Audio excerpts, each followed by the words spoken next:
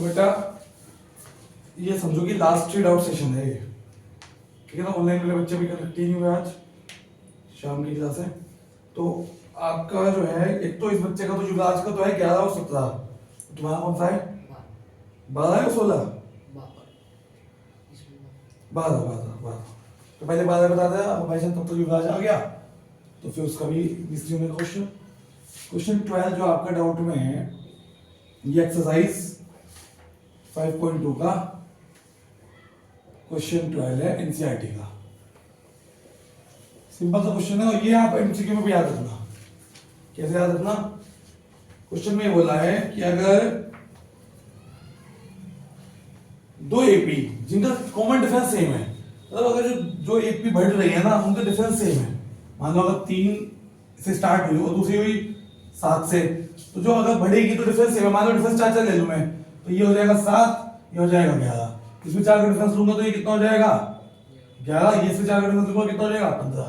तो जो एपी की जो बीच का डिफरेंस है वो क्या है सेम। मान लो अगर ये 6 होता डिफरेंस सेम है तो ये कितना हो जाता 10, ये कितना हो जाता 14। इस तरह की एपी है, फर्स्ट टाइम कुछ भी हो सकता है, डिफरेंस सेम है। तो उन्होंने कहा कि इस तरह की कोई एपी है, ठीक है, तो उनके 100वें टर्म का, मान लो पहली एपी है दूसरी एपी, कोई भी एक पहली एपी होगी कोई दूसरी एपी होगी, तो A100 हो गया और नीचे में लिख दिया 1, तो पहली एपी का A100 माइनस A100 नीचे लिख दिया मैंने 2, इसका मतलब है दूसरी एपी का।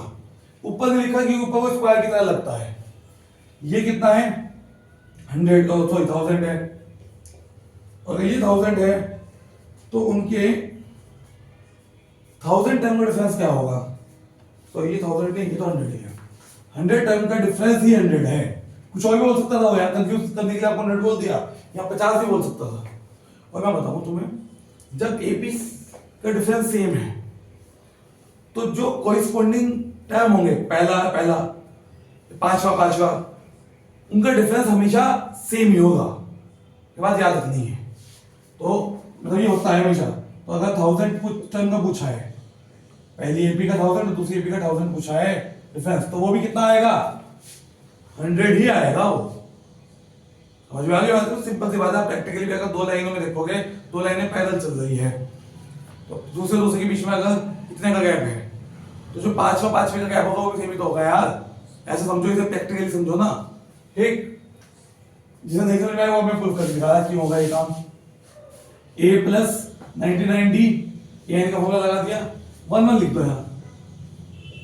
A प्लस 99D, यहाँ पे 2 लिख दो, और यहाँ ब्रैकेट लगा देना, नहीं तो आप गलती कर दोगे।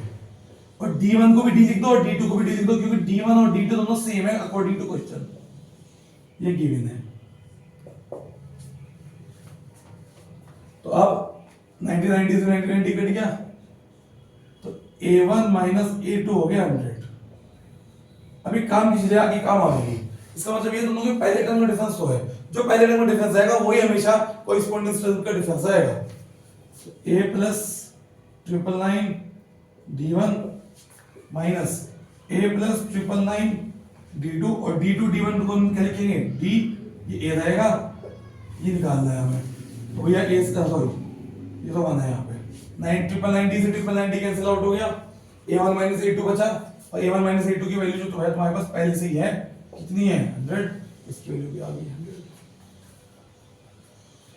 इस बच्चे का क्वेश्चन अच्छा है जिसने ये पूछा है, इसका डाउट बढ़िया है युवराज का। तुम्हारे तो डाउट खत्म हो गए, डाउट ही ले आए थे, पूरा साल हो गया। कोर्स तो हमारा नवंबर भी पूरा हो गया था, नवंबर के बाद रिवीजन सैंपल पेपर यही सब चल रहा है। जो दूसरा डाउट है इस बच्चे का वो बढ़िया है। एक जिसने 11 पूछा था, वो तो पूछा था इसने युवराज ने 17। 11 कौन सा है? ये 11 बहुत अच्छा क्वेश्चन पूछा इसने, क्योंकि ये सब इंपॉर्टेंट करता है, ठीक। इसकी फोटो क्वेश्चन की जो है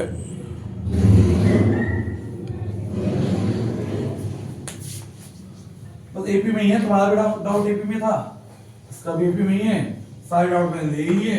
वीडियोस एक बार दोबारा देख लेना, जो मैंने भी 1-2 दिन में बनाई है। 11 एपी का ये तो तुम्हें अच्छे से पता है वाला क्वेश्चन, तो कि इस एपी का उसके लिए तो अलग से वीडियो रिकॉर्ड कर दो, तो ये